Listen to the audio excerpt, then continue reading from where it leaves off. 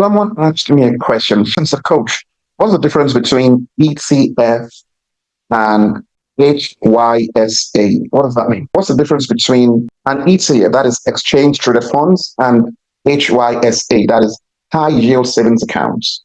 Let me break them down in 1 or 2 minutes. I'm going to start with HYSA, that is high yield savings accounts. This is what I call it, glorified savings accounts.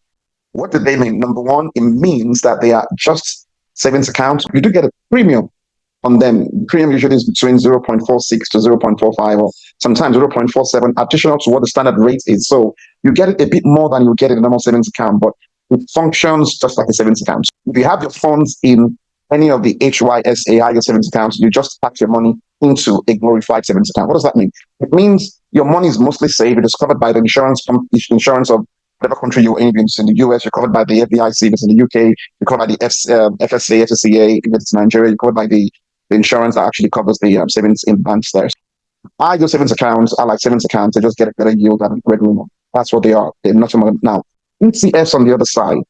ETF is what we call exchange traded funds. What they are is simply a basket of stock that have been put together into a particular fund, and it's like an index fund, but it's because technicality there is it's being traded every day, so it becomes a traded fund. So it means it's a fund that's available at a rate that is being traded every day. So what that means there is you are really buying a basket of stocks. You're buying a basket of equity. Let's say an ETF is like the Vanguard S&P 500.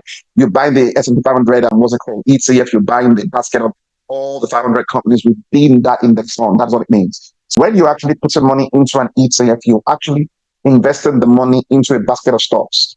What means there is when the market performs very well, you get an appreciation on the value of it.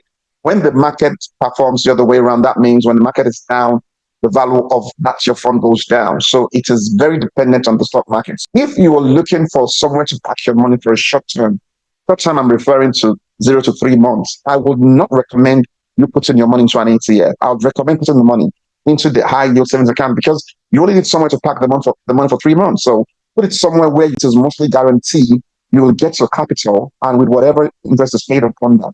If you put your money into an ETF that you're going to need in 3 months, if the market goes sideways, you will lose money by the value that the market goes down by. Let's say you put the money into a VOO ETF and then the value goes down like minus 3%.